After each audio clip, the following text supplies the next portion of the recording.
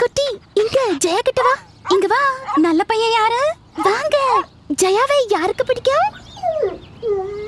ஓ சரி, நானே உன்கிட்ட இப்ப வரேன். ஆட்கள் உறவுகளில் நிராகரிப்பு அனுபவிக்கிறார்கள்.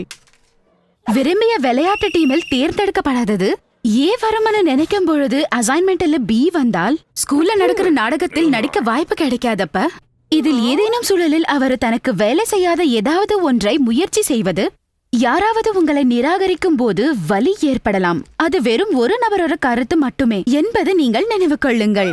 நீங்கள் போதிய அளவுக்கு சரியாக இல்லை என்று அர்த்தமில்லை. அந்த தனிநபருக்கு நீங்க ஏற்றவர் இல்லை என்று அர்த்தம். உங்களை நீங்க மாத்திக்கொள்ள வேண்டும் என்று நினைக்காதீங்க.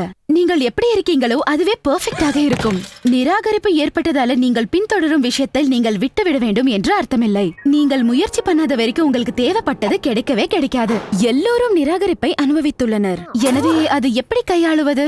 முதலில் உங்களை நிராகரிக்கப்பட்டவர்களோட முடிவை நீங்கள் ஏற்றுக்கொள்ள வேண்டும். உங்களுக்கு எது சரி என்று தீர்மானிக்க உரிமை உங்களுக்கு இருப்பது போல அவங்களுக்கு கூட அந்த உரிமை இருக்கும். தங்களின் மனதை மாற்றிக்கொள்ள அவரை சமாதானப்படுத்துவது சரியான விஷயம் அல்ல.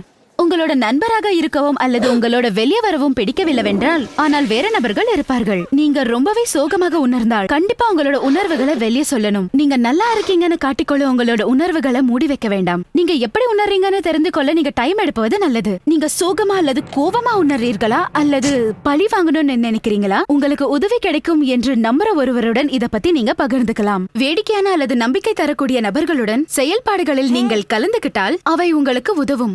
எப்பொழுதும் பாசிட்டிவாக இருங்கள். ஒருமுறை நீங்கள் நிராகரிக்கப்பட்டதால எல்லா முறையும் நீங்க நிராகரிக்கப்படுவீங்க என்று அர்த்தம் இல்லை.